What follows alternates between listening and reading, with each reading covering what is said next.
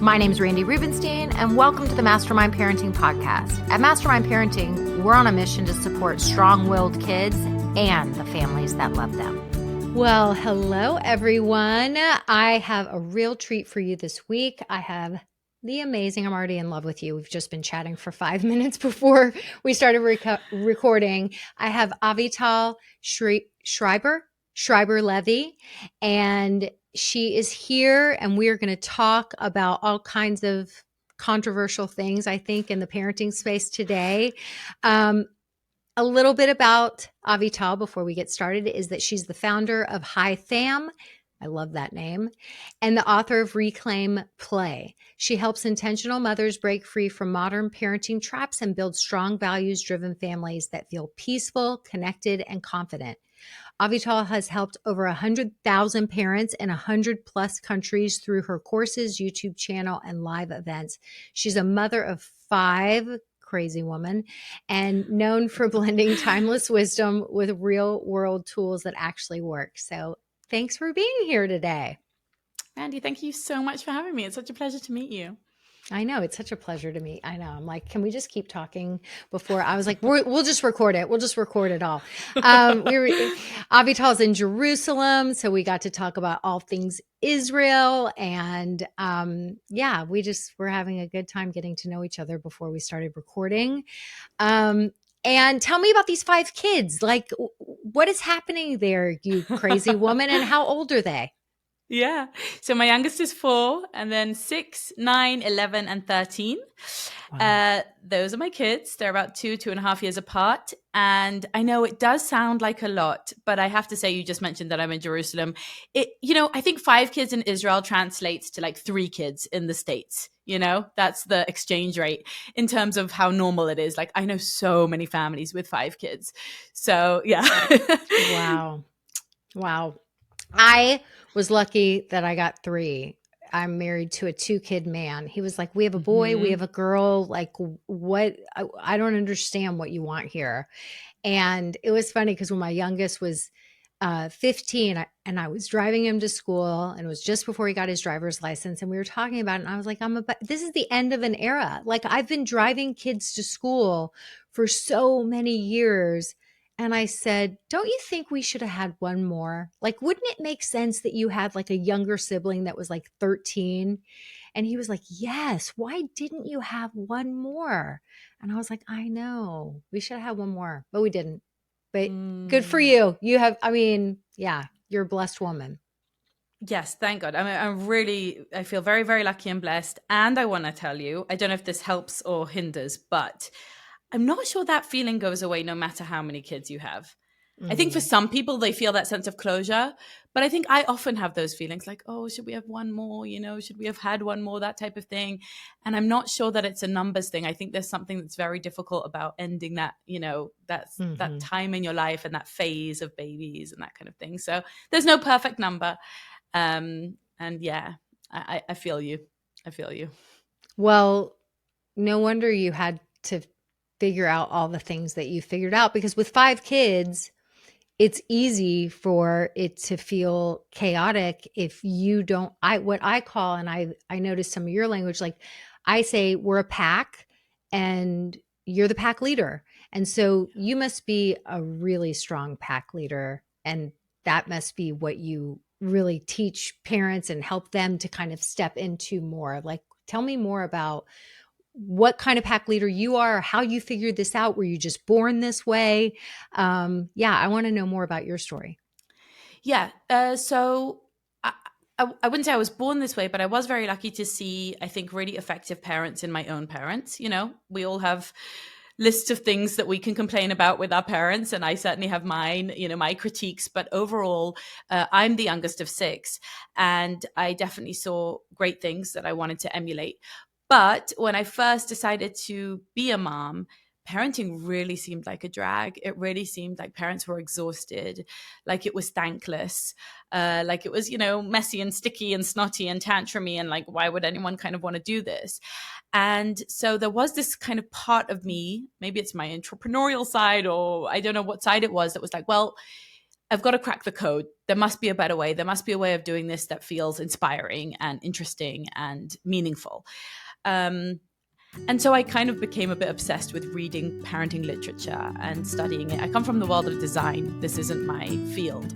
But actually blending design thinking with what I was learning about psychology and child development and those types of things was really a helpful integration, I would say, because design thinking is a lot about solutions, trying to figure out elegant solutions, beautiful solutions, to simple day-to-day problems, and unfortunately parenting is full of those. So so that's how I came to do what I do. And I think what kind of leader I am, what kind of pack, what kind of alpha I am or whatever, is something that has changed and evolved throughout the years. But what I have noticed is that in the earlier years, I was really trying to take on this very soft parenting approach that was very popular at the time, about 10 years ago. And I think it was a little bit of a rebellion towards my parents, who were very authoritative. They were very clearly, strictly hierarchical. They had rules. They were not afraid to exercise their authority for better or for worse, and mostly for better. But I was like, no, I'm not going to do it like that. I'm going to be democratic, and I'm going to be, egalitarian and equal footing with my children. And I'm going to unschool, and I'm going to, be a gentle parent, and all of those types of ideas. So I would say that has evolved and changed a lot. As you have more children, you realize that you've got to have way more tools in your toolbox than just one hammer and then everything looks like a nail. And you've got to be a lot more. I think you've got to honor the various temperaments that come up as you have different kids.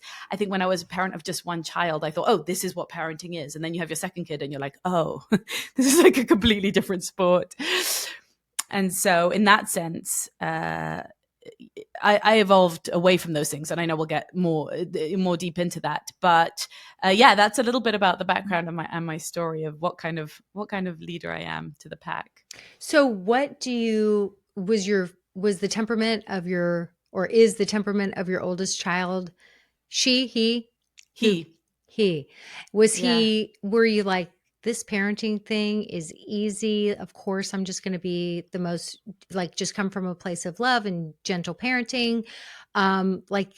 Were you just like, what is everyone complaining about? This is easy? Or what was that experience like? So I think my first child would easily be labeled a strong-willed child or a spirited child, and it was not at all easy in terms of his temperament. He's very persistent and had explosive tantrums until he was 6. And actually, it was my second child who suddenly was like, he wanted to sleep. I didn't know what that meant. Like, he literally crawled over to the crib, and I couldn't figure out that he was actually asking to go to sleep, because my first child fought sleep so hard, tooth and nail. So it was a very different experience. So actually it was my first. I made it sound earlier as if my first was easy and then I changed, but no, I was very determined to be very soft and very gentle with my first. And in a way, he kind of taught me out of that. He kind of taught me that wasn't effective for him and he needed something else. But also just having my second child made me realize what I said before, that, there's horses for courses, and that you do need to adapt to different children.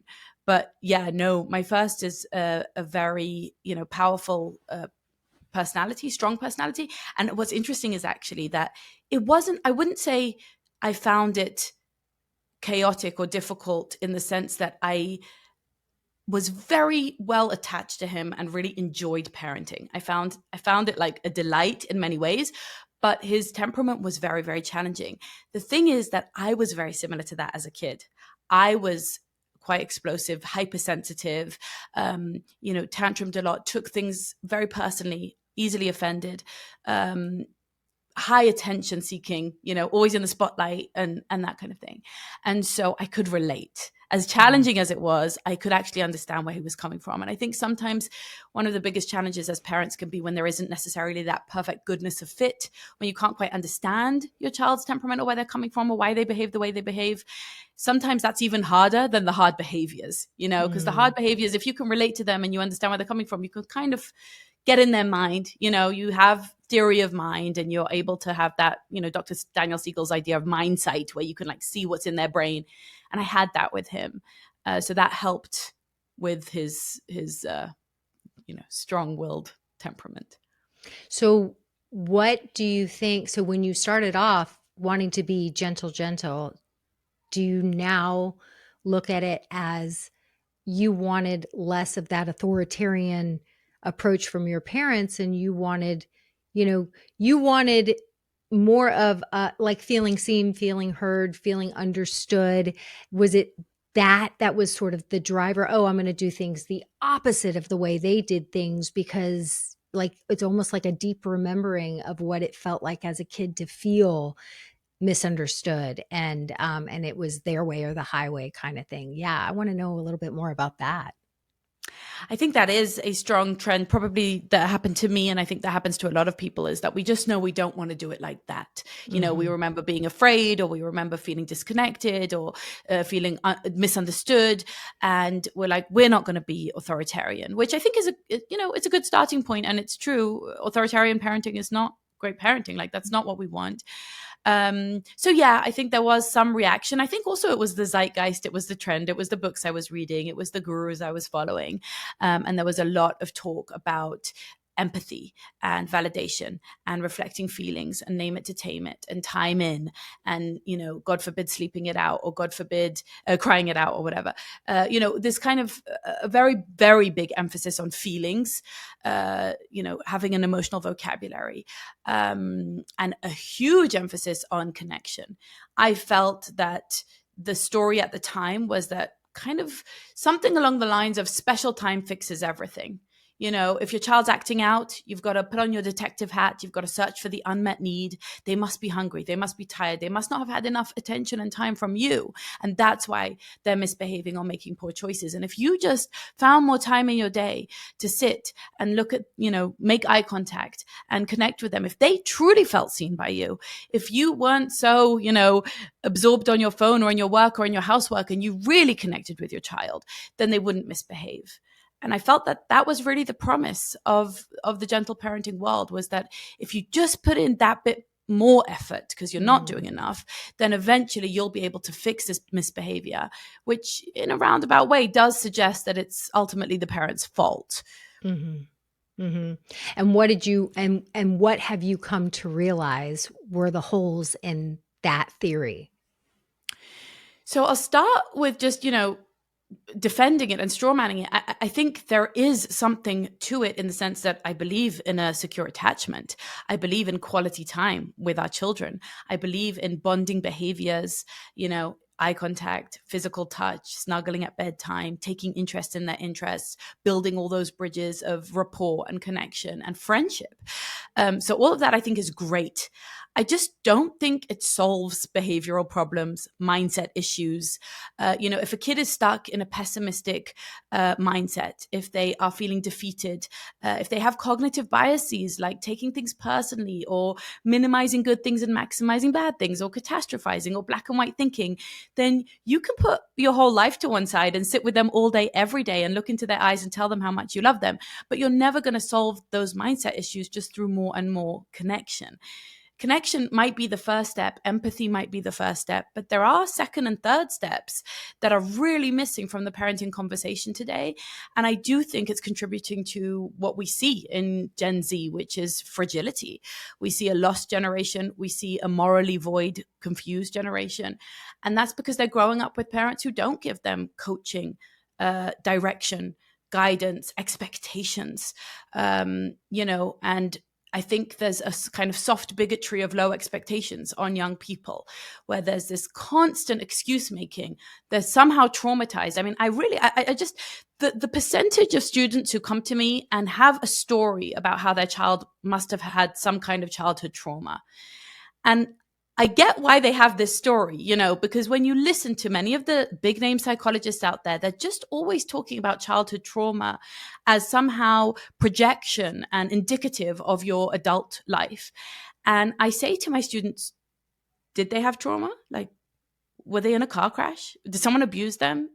Do you have anything you can point to? And they're like, no, but there just must be something there. It must be that I stopped breastfeeding when they were 1, or, that we let them cry it out. Or like, they're just always looking for some weakness in their child, some victim story that might excuse why they're distractible or why they're defiant or why they're rude or lying or obsessed with screens. And I see all of that as big gaping holes in the theory. And again, I just want to say, I don't think it's actually in the theory. I think if you really read the original gentle parenting theories, and certainly the fathers of this kind of music movement, like Chaim Ginot, it wasn't permissive in the original text. It wasn't meant to be permissive. But if you see the interpretations on TikTok, if you see the interpretations at the playground, it has now suffered from what many concepts suffer from, which is concept creep, right? It's creeped slowly and slid away from the original intention, which was supposed to include boundaries, follow through, respect, routine, expectations, standards, and even consequences, maybe logical consequences, maybe natural consequences, but certainly not rescuing children from their consequences.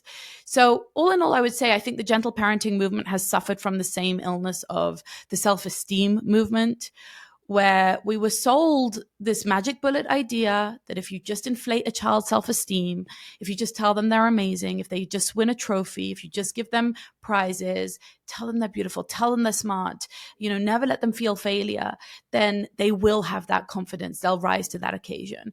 And that fell flat on its face. The research was very clear that you can't externally inflate a child's ego, that you only gain confidence through embodied experiences and actually overcoming challenges and overcoming failures. And someone else can't do that for you with their words.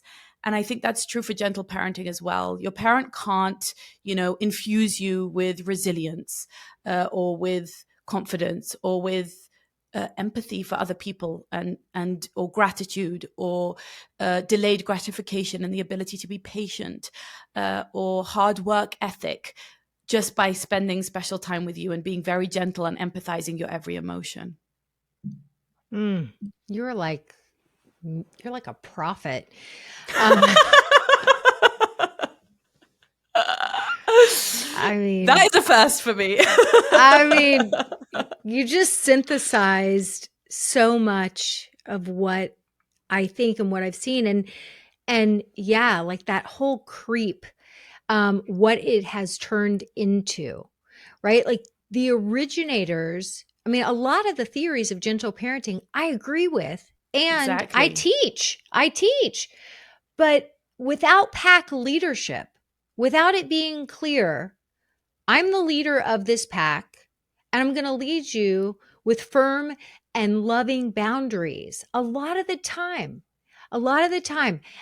And we've iterated from the authoritarian model of parenting that many of us were raised. Like, we're not doing it with assholery.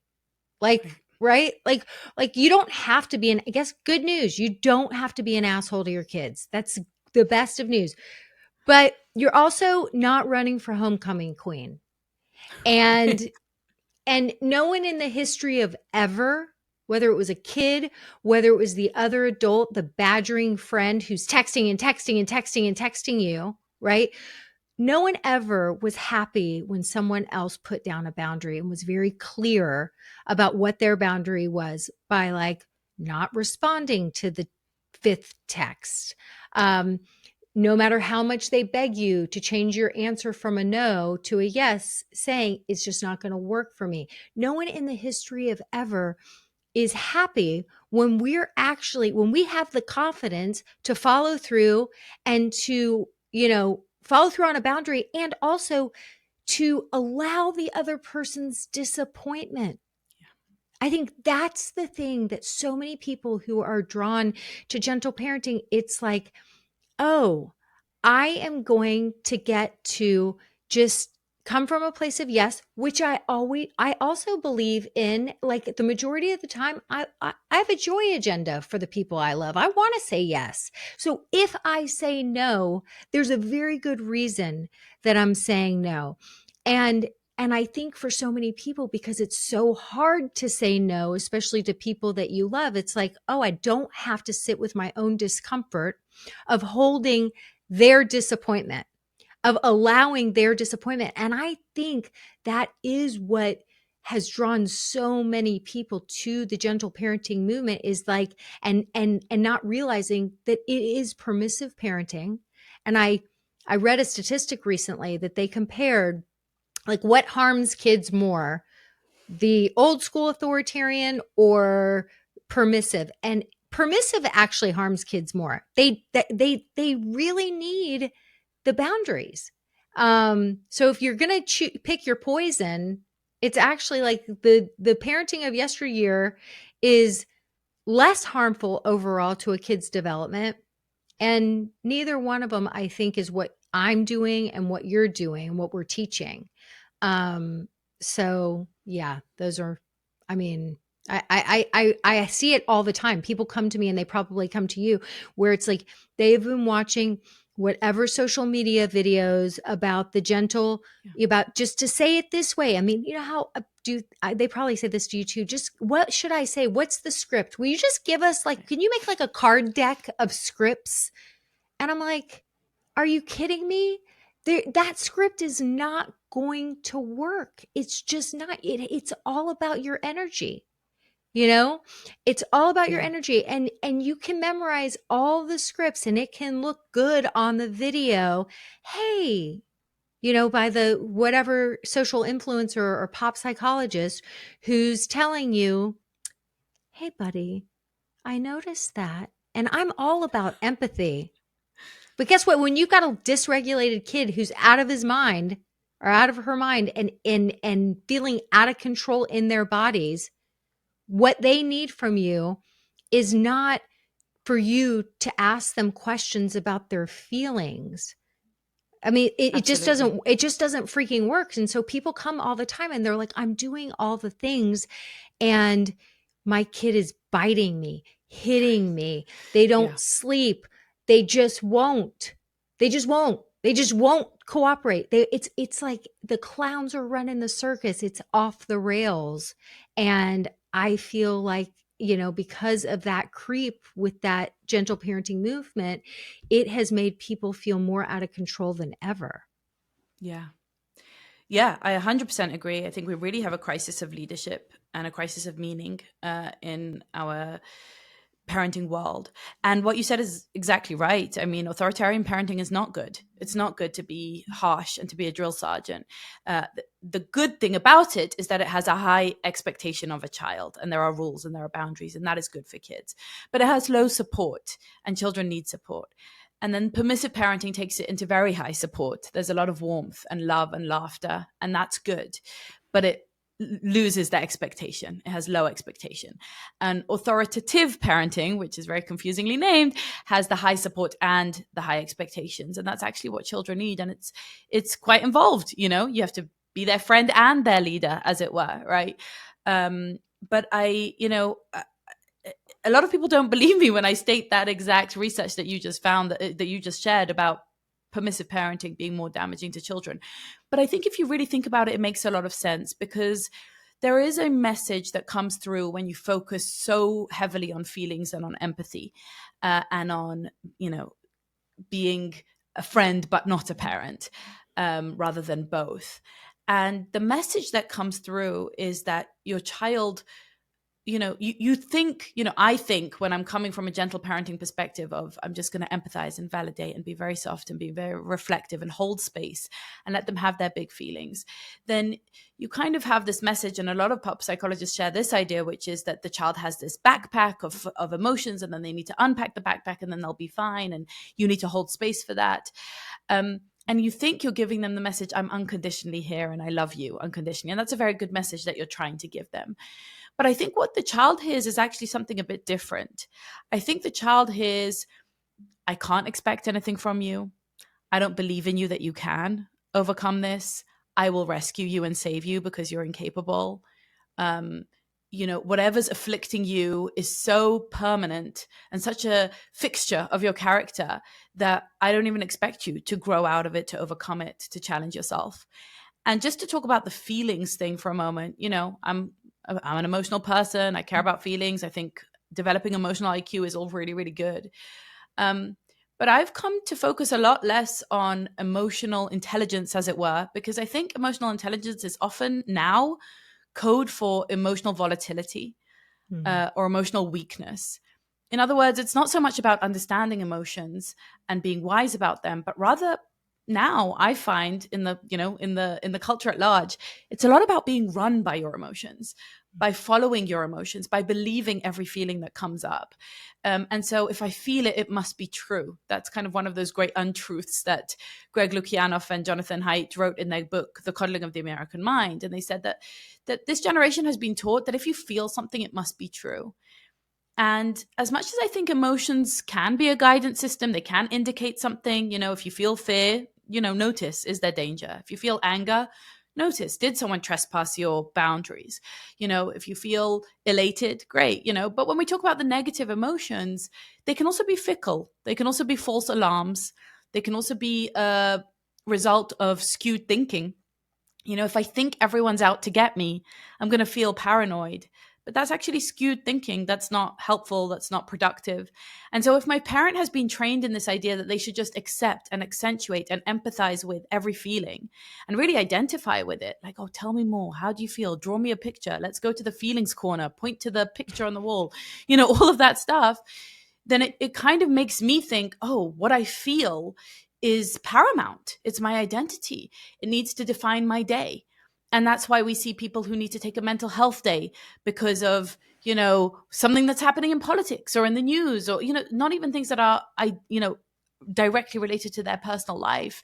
It becomes insurmountable, unmanageable to deal with. And I think we need to move away from emotional over-identification, from emotional volatility, and towards emotional mastery, where a child learns that even if you feel it, you can still behave like a civilized individual. Even if you feel it, it's okay to have a pity party for 5 minutes, right? Everyone deserves a moment of empathy when they feel something, but then you can also question that feeling. Was it the right response? Can I overcome this? Can I choose a different way of thinking about it that will make me feel better about it? And I'd rather teach my kids to master their emotions rather than be run by them, simply because pragmatically, I think that's a path to a better life. I think you're going to have more meaningful relationships, an easier time at work, just an easier time getting through the day when you're not constantly suffering from whiplash of, passing emotions, which are fleeting, which are fickle, which can't always be trusted, and which certainly don't make up who you are, right? These are just emotional reactions to stimuli, either real or imagined. And it's important to get up and do it anyway. In psychology, if someone's feeling depressed, one of the things that they're guided to do is to feel the feelings and do it anyway. Have a shower anyway, go to work anyway. Try and let your actions kind of boost you back into feeling better. And I really believe that we've been taught to follow our feelings, that our actions should follow our feelings. You're feeling down, you're feeling sad, you're feeling hurt by someone, follow those feelings, express them, act on them. And I tend to believe that ancient Jewish belief, which is that actually feelings follow actions. Take the right actions and your feelings will follow. Do the right thing. Okay, go work out or go meet a friend or go do that paper that you've been waiting to do or go clean your room or make your bed or whatever. And you'll start to feel a little better. And I don't think this idea of being it was a good swing away from the complete emotional suppression maybe of yesteryear, right? It's good that we swung away from that. I'm glad that men are allowed to cry now. Cool. That was good, But now we've gone a bit too far in that direction where it's like everyone's just like becoming a puddle all the time. And I'm not sure that's of service. I'd rather that we raise children to be load-bearing walls where you can handle it, you can take on more.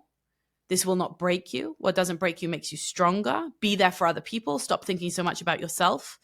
Start being of service. Think more about what you can give than what you need.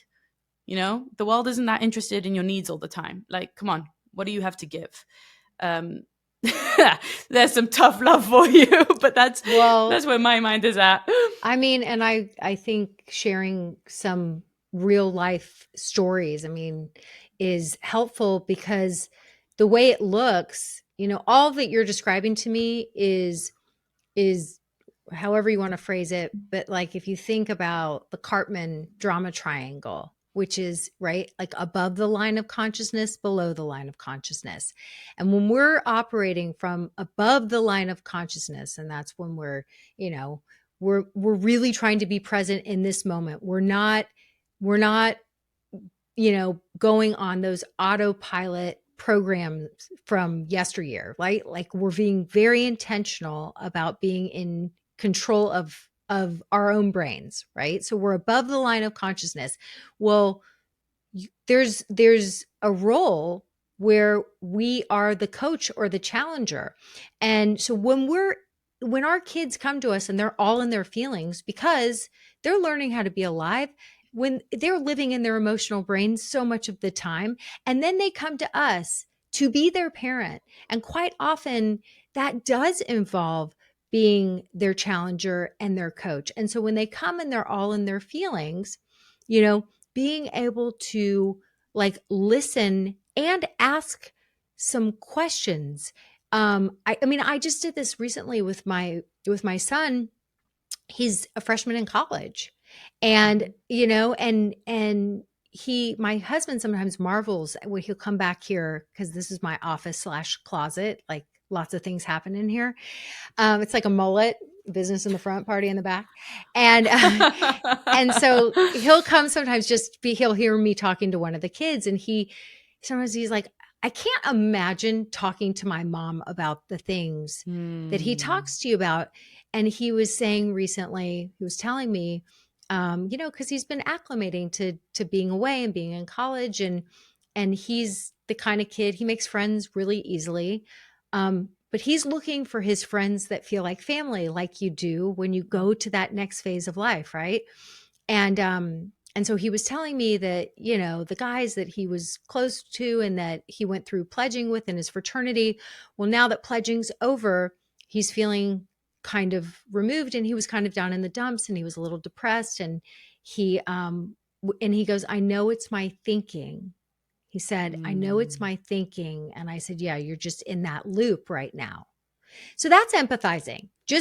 You just mirrored back, right? So you're in that loop right now. And I said, did you feel like this when you spent so much time with them, when you guys were all pledging together? And he's like, no. And I said, but the way your college is, I said, do they all live in the same dorm? He's like, most of them are business majors and they live in the same dorm. And, the way the college is they put the majors in the same dorm. So his major's in a different dorm. So he has his school friends, and then he has the fraternity friends. And I said, so think about it. I said, wouldn't it make sense that they look right and left and they've got those pledge brothers all surrounding them? So they're probably not thinking Corey's not here. Who's missing? Right. But you're the one over here. And while you're enjoying your school friends, you still want to be involved with them, but you don't live over there with them. So is it always going to be equal? Like you invite them or you reach out to them, then they reach out to you? Or do you just understand, of course, they're not thinking about me. I live over here. So I'm going to be doing more of the reaching out, and I don't have to feel like a loser. I'm just being a proactive human being and making the effort because I don't have I don't have the benefit of just taking it for granted and living there with them. Yeah. And he was like, that's so true. And that was it. That conversation was it. But it was not me just sugarcoating. Oh, I bet they really like you.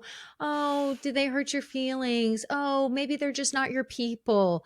I was like, let's think about this in a more pragmatic way. And that was Challenger. That was me, challenging him to think about this, to step out of that victim role, And that can change the whole course of college for him, right? Yeah. Because instead of constantly feeling like I'm being left out, I'm being passed over, they're not noticing me, why is it unequal, it's not fair, right? And getting in that victim mindset, you helped him to reframe and to come into it from a different mindset. And I think that is what our children need. They don't need just a bit of empathy is great, but he got something much more valuable than just being seen and understood, which was actually a reframe that is, like you said, pragmatic, but also just really healthy. Mm-hmm. Like no one needs to go through the next few years feeling a bit left out or rejected. That can leave a mark that's unnecessary. Yeah. And, it's like, and there was, I did empathize in first of all, it's super normal. Like we have this primal sense of belonging. We're always looking for that. Sure. And so when you see this group that you feel like you go with, but they're all together and you're over here, of course that's going to activate. I don't belong. What was I thinking? Like that's normal. And take it a step further and why don't you question, is that actually true? Or Right. is this circumstantial? I don't live in the same place as them. Kind of seems like that could be true. I don't know. You tell me. And he's like, no, Mm. I think that is true. Right. And Mm. that's the conversation. And I think that's what people don't know how to do, because when your kid comes to you and they're not feeling like they belong, or people don't like them and they're depressed and they're upset, it's so uncomfortable for a parent to hold that and allow it, and and to and then to say, well, let's break this down and see if it's even true, because I think we get so all up in our feelings, we just want it to all go away. Yeah. I think that is true. And one of the reframes that really helps me with that is that I love to think, especially in childhood when kids are young, I love to think about low stakes negative experiences being very healthy for them, in the sense that it inoculates them. So, kind of like what we know about raising children in a very, very sterile environment where they don't get exposed to any germs. You might think, well, that's protective. But we know that it isn't, that they have to get some exposure in order to develop their immune system. And in fact, if they don't, they're going to be a lot more fragile and a lot more susceptible to germs that could really harm them in the future. And so I think, yes, as parents, we'd like to avoid disappointment and frustration, rejection and sadness. But, when you didn't get to sit in the right seat, or when someone didn't invite you to their birthday party, or when your favorite cereal was out of stock or whatever, these are very low stakes disappointments, small children, small problems. And if it is those kind of problems, and by the way, a lot of children go through much bigger problems. They go through disease in the family, divorce in the family, living through war, living through a disaster. So sometimes it's much higher stakes. My children run into missile shelters. And I'm not sorry about that. I know that sounds really unempathic. I probably come off as really unempathic in this whole conversation, but it's actually from the opposite place. It's because I want them to be strong. I know that life has ups and downs. There are tough things that you have to face. No one is immune to grief and loss. No one is immune to a bout of bad luck or to bad actors in their lives, or to rejection or whatever it might be. And therefore, I really, first I get a little, pain in my heart when I see my kids suffering. And then I think, no, it's good. It's good for them. And that's a little bit like when your kid, I don't know, gets chicken pox or something, and you're like, oh, I don't want to see them in pain. But then you're like, well, okay, it's better to be immune in childhood. And that is important. And we're losing that. We're losing that because of the concept creep that we spoke about earlier, where now we define almost any negative experience as trauma. We think of any negative experience as having long-term lasting damage on children's psyche. And I think we've been taught to really dig into our own histories. And there's something to psychoanalysis and understanding your history and that kind of thing. But that too can go overboard. And you can start to read into and really embed meanings that aren't necessarily there, or suggest memories that didn't necessarily happen that way. And just put so much emphasis on childhood difficulties and turn it into traumas that then somehow affect us for the rest of our lives. And I think, I don't think that's a helpful narrative. I don't think that's empowering. I think it's better to see childhood struggles, especially first world struggles, right? Especially little things, which don't seem little at the time. Your child not being invited to the sleepover seems like a big deal at the time. But when you see it in the perspective of the types of things that humans can suffer through, you think, okay, good. Like, let my child learn to wait. Let my child be frustrated. Let my child get rejected. Let my child experience those things in low stakes ways that they are going to easily bounce back from and overcome, so that they are more able to contend with those emotions and those experiences in the future. And even bigger things, I just want to say that I think it's important to note that even when people go through an objective traumatic experience, that everyone would agree that is a trauma with a big T, only about 10% of people have lingering symptoms from that. most people recover spontaneously. People are exceptionally resilient and anti-fragile and able to grow stronger, not weaker, from difficult experiences. And I say that as someone who has overcome clinical PTSD. It's not the worst thing to go through something difficult and traumatizing, because it can give you a lot of gifts. It can damage you, it can crush you, and we don't wish it on anyone, and you don't want to orchestrate trauma for your child, but also don't protect them from normal, challenges of growing and overcoming, because just like a baby has to fall to learn to walk, that's true really throughout life, in every different area of our lives. And so I think that little bit of empathy is very nice and very good, and preserves our bond. But then you mustn't then go into rescue mode, or like you said, oh, they're not your people. I'll call them up. Let me speak to their mom. You mustn't go into that mode, because you've really got to let your child develop that immunity for themselves. We owe it to them to grow into strong individuals who can handle what life might throw at us.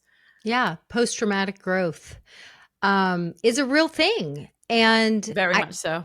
I don't know if I love when I heard Peter Levine, who is the founder of somatic experiencing, and a lot of people have read the book, I think it's called Waking the Sleeping Tiger or something like that. But I've heard him describe, trauma is it's not that something bad happened to you.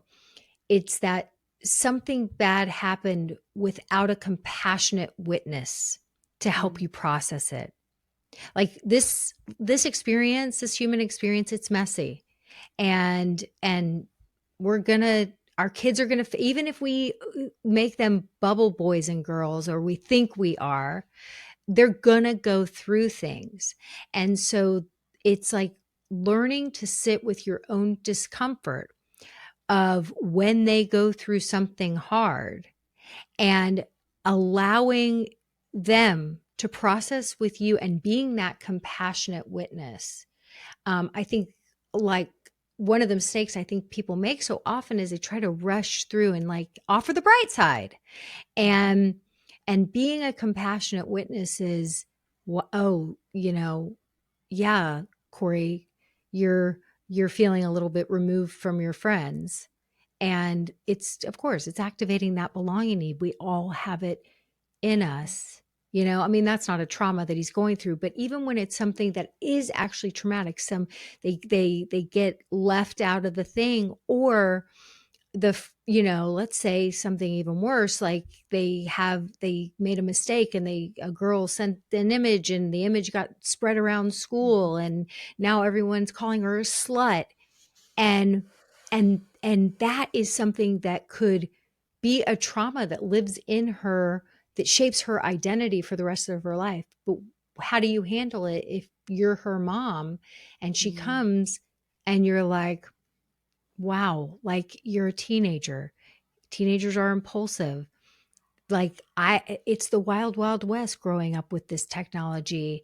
And you made a mistake. You made a bad judgment call. We've all done some version of that. And now everyone at school is seeing that. And that feels terrible, I'm imagining. Thank you so much for telling me and letting me in, and not just keeping this bottled up inside. Like, that's a very big deal to me, that you're trusting me.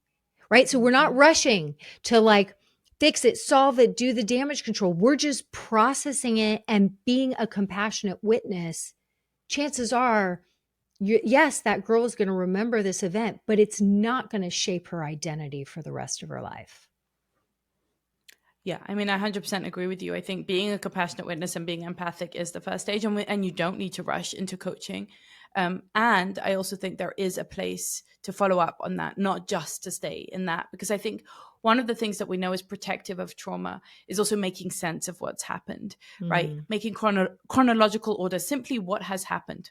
Because trauma shocks the brain in a sense that we're so unprepared for it, and makes a muddle, right? And it throws us into that victim experience of being helpless.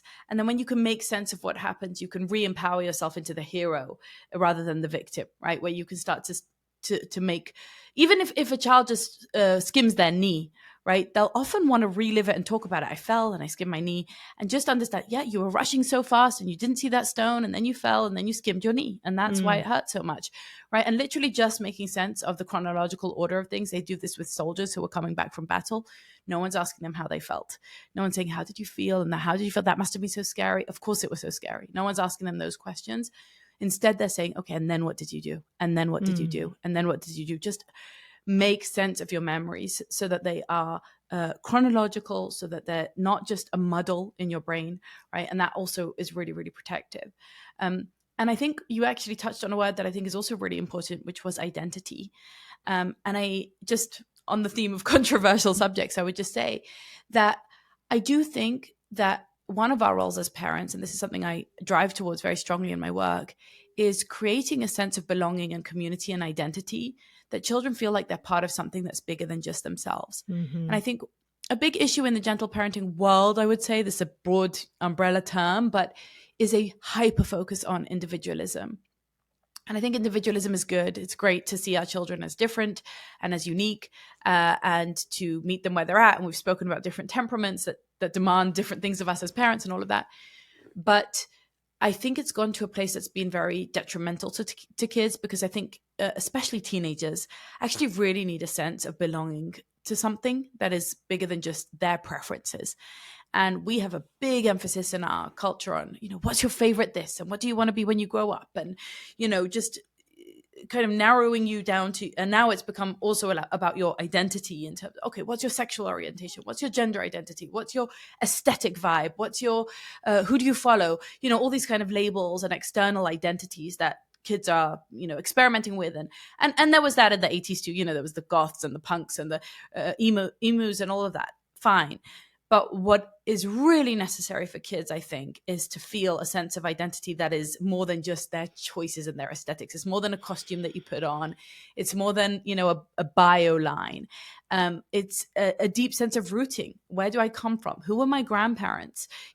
Who are my parents? What values do we stand for? What kind of culture are we building? What's the expectation of me? What's the mantle that I'm burdened with, a sense of duty or obligation? I know these are very old-fashioned words, but those types of things are very, very missing today. And I think they are very protective in the mental health space. They really create a sense of resilience and mission and meaning when children, grow up knowing that they belong to something.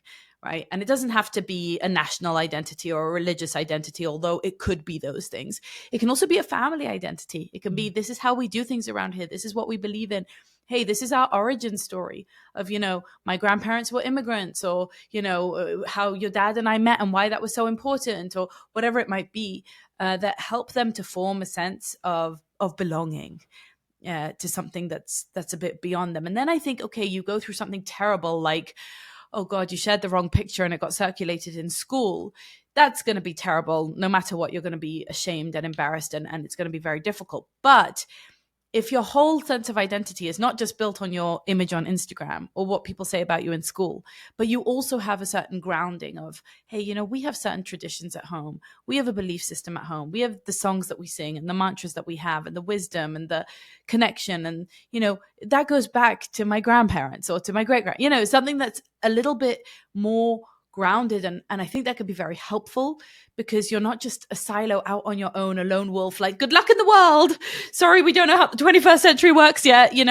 It's something that gives you that sense, what, there was wisdom, something's being carried through, I'm part of something. And I think that can be really helpful. And I think we could bring that back. I think we could bring that back in the modern day. I agree. And it's my oldest son, years ago, we were talking about something, and somebody lied about something. I don't know. We were just all sharing stories around the table, and Alex said, "Ugh, we hate liars." And I said, I know nobody's teaching, like, it's like, oh, when you're talking about your core values, use the word hate. And he's funny. He's never going to be serious, but he was like, we hate liars. He was just kind of, and I was like, I just stopped. I was like, We hate liars. We are truth Mm. tellers. And that is a core value. That is part of our identity. Um, you know, really, like it's not even just about like you will not lie to me. It's what is your actual truth? Like it is safe here to to share your truth, to be in your truth, even if that means it's a messy truth. Like it's a safe zone. There's no reason to lie. And so I thought it was funny when he said it, because I was just like, we hate liars. Yeah. In the famous, and I've quoted him so many times, I'm like, in the famous words of Alec Rubenstein, we hate liars.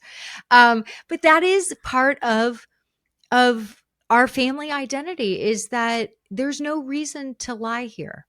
Mm-hmm. This is a safe Yeah. zone to tell the truth, even when you don't feel proud of a thing that you did or said. That's okay. We can tell the truth here. So I 100% agree with, yeah, that the identity is beyond one person. And that I think we are missing. So, I mean, I think purpose, um like I've when I help a parent who's like, lately there's been a theme of moms who were like new moms that are working with me, that I can tell there's just a lack of the pack leadership, right? So there's this Mm-hmm. constant battle between their kids. It's almost like there's if the mom has two kids, it's like there's the threesome friends, and it's like one person's always letting, one person, everybody's fighting for their attention, and then somebody's being left out. And so this was happening between these moms and these two kids. And I said, let's focus on giving your older kid purpose. The older child, instead of fighting against the younger child and then teaching the younger child to fight against them, and it's all for your attention, let's put the older child to work. They're your mommy's helper, right? Like, Totally. once you've got a kid that reads, they're reading. And so many of the moms were like, but wait, I'm supposed to be reading. Like, for to be a good mom, to hold on to that identity, I need to be the one doing all the reading. I'm like, no, you don't. No, put that older child to work. Let them feel purposeful. Let Yeah. and it's that purpose of, we're raising your younger sister together. Do we want her to go to school and to think when she wants something from someone to grab it out of their hands? Like, we got to teach her civilized behavior, and she looks up to you as much as you look up to me. So we've got to do this together. Are you in? Like, give them some purpose. I think people have forgotten about that. I love that advice. I actually think I answered a question just today with very similar advice, which is when kids are at a loose end and they're bored and they're picking on their siblings, it's exactly the time to say, wait, this kid needs more chores, more responsibility, a leadership role, like you're saying, mother's helper, read your sibling a book.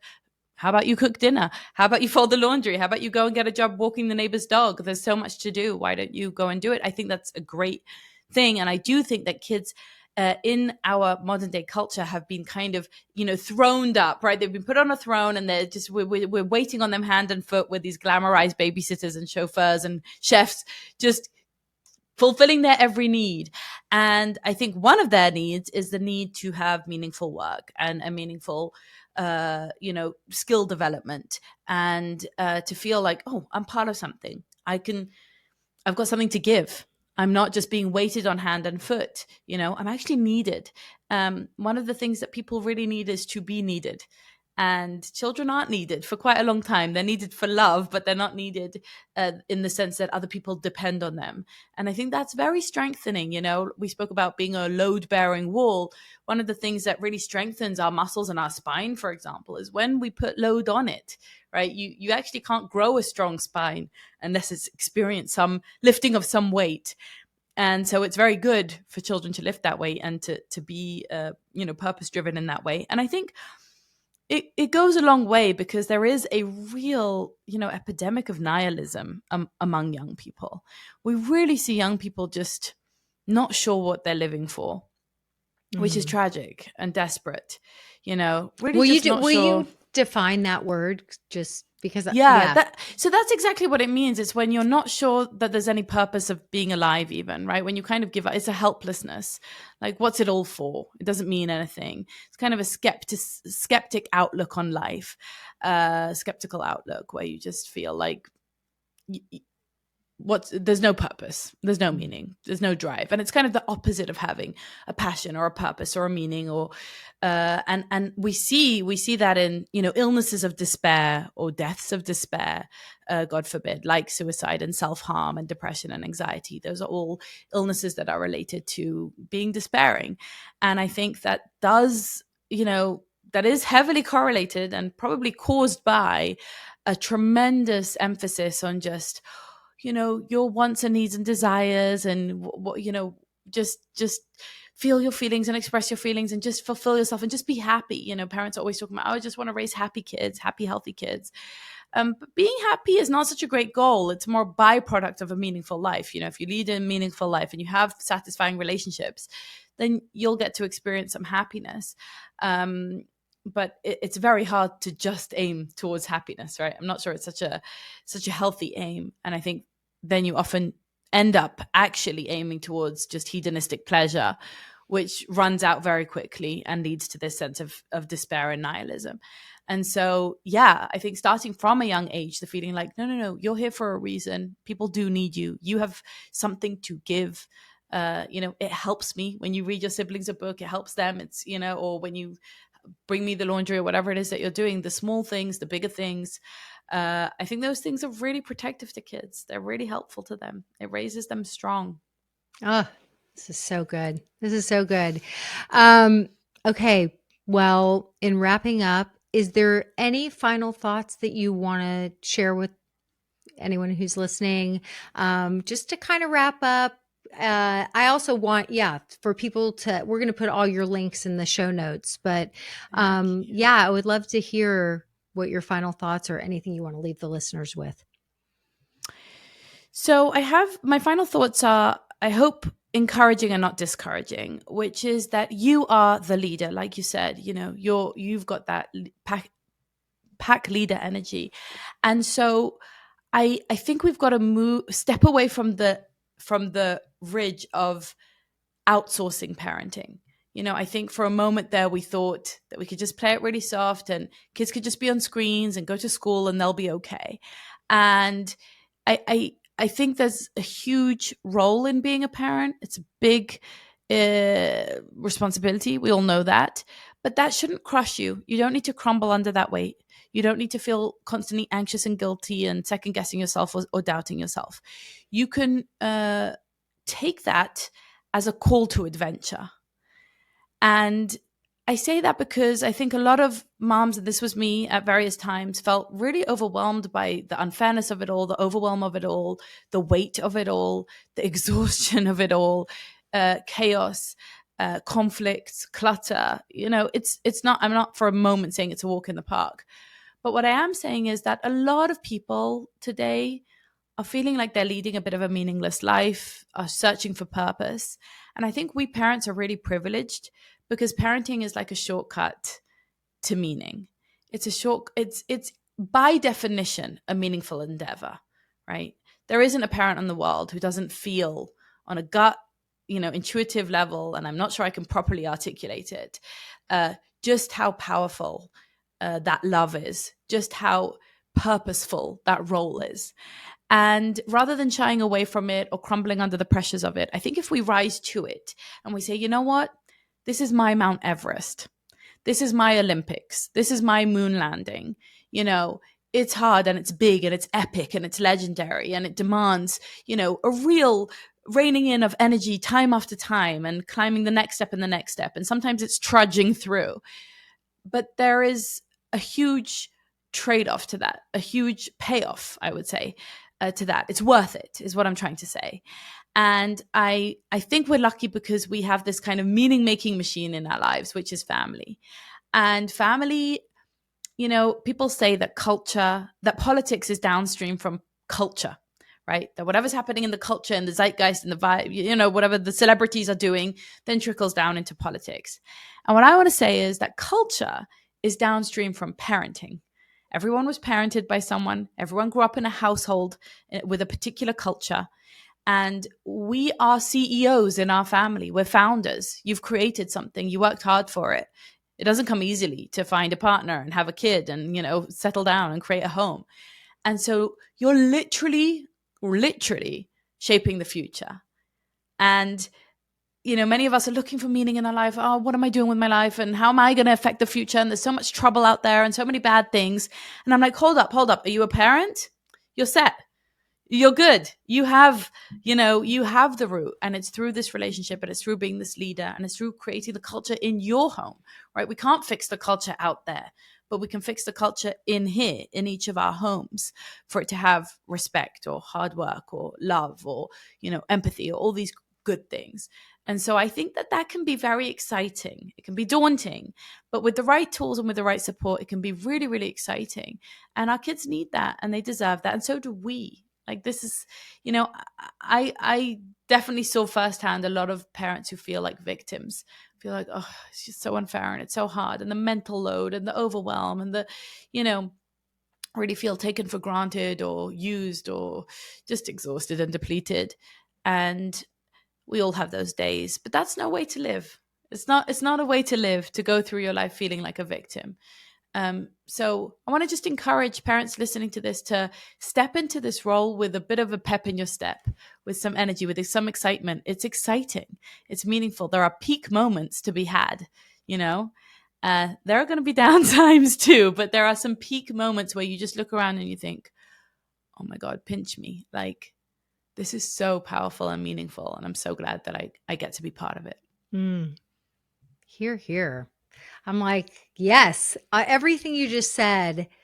And I mean, you're a breath of fresh air to me, because I am also a glasses half full kind of person. And I think it's, especially when it comes to parenting, I think parents are used to bonding over the glass being half empty and how hard it is. Yes, we know it's hard, but what you focus on grows. So let's focus on the adventure. Let's focus on the fact that we're in positions where we are shaping the next generation of human beings. Yeah. That's a lot. And so, yes, the culture out there is trying, especially for women, trying to take many rights away, and they have. But here in this home, in each of our homes, we have the ultimate authority. We can step into this pack leadership. And many of us haven't maybe figured out how to do that quite yet. But I would say just add yet, right? Because that's why you're here. That's why you've listened to this conversation today, because I can tell that that's what you do in your home, Avital, and help other parents do. And same here. And I think it's a movement. And the more of us that do it, there's just the ripple effects, and it will become the norm. So yeah, we're gonna offset that creep that you brought up before. Yeah, absolutely. Randy, can I just add something a little heavy, but you just made me realize something I hadn't quite thought about in that way, which was that I really grew up, and we were speaking a little bit about this before we recorded, but I grew up on the laps of Holocaust survivors. And one of my family origin stories that is obviously very powerful and tragic is that my great-grandparents had to send their kids off on a train to England to save their lives. So they arrived as penniless refugees and immigrants, and they had to stand at that train station and say goodbye to their kids, and knowing that they would unlikely ever see them again. And they didn't. They were killed in the Holocaust. That story is so powerful for me on a day-to-day basis when my kids are tantruming and throwing things across the room, and I just don't know what to do with the school system, and whatever it is. I'm just like, thank God I'm not at a train station. I get the privilege of going through these challenges. And so sometimes, I know that was really heavy, but sometimes it's a question of perspective. Sometimes it's just realizing that, our challenges are our challenges, but they could be so much worse. And I know that's not such a comfort to everyone when you're like, well, someone has it worse in the world, but it's a comfort to me. I don't know. It works for me because it reminds me to see my challenges through the lens of gratitude that at least I get to do this, I hope I don't mess it up, but at least I get to try. Yeah, no, it's a perspective. I offered the same thing to my dad at some point, and I said, think about it. You came from Hungarian Holocaust survivors that shouldn't have even survived. Yeah. Three-fourths of the Hungarian population of Jews were wiped out in a very short time. And here you sit in Houston, Texas, of all places, surrounded by your kids and their kids and a family that spends, like many moments together, holidays together. Like, you are a rich man in that. Like, you shouldn't even exist. Your life in and of itself is a small miracle or a big miracle. And he was like, he doesn't like to talk about things or deep things. And he was like, my life is a miracle, huh? And I'm like, perspective. That's so Yeah. I'm glad you went there, because I think that, and I think that also ties back to, we are connected to something bigger than ourselves that came before we ever even existed. And having appreciation and gratitude for that does keep the hard moments and days in perspective. So, yeah. Well, thank you so much. This was so fun. I could talk to you all day. I appreciate you being here. And thanks everyone for listening. Thank you so much, Randy. Bye, everyone. Thanks for listening today, guys. I hope you picked up some tips, tools, maybe some baby steps for creating more balance and boundaries in your life. And I just wanted to let you know, if you want to continue moving the needle forward in creating this for yourself, having a happier household, I want you to go to my website and check out mastermindparenting.com. We have 3 beginning programs, and if you need some accountability and more support, then please look for the one that would be a good fit for you. And as always, we're on all the social channels under Mastermind Parenting. On Instagram, it's mastermind_parenting. And, periodically I do pop up on different Instagram lives, Facebook lives, where I give you teaching and coaching, and I love engaging with you live to help you help your strong-willed kids so that they can feel better, because when they feel better, they do better. And I love, love, love getting to know you guys. So thanks for listening. If you like this podcast, please don't forget to subscribe, rate, and review. Super, super appreciative.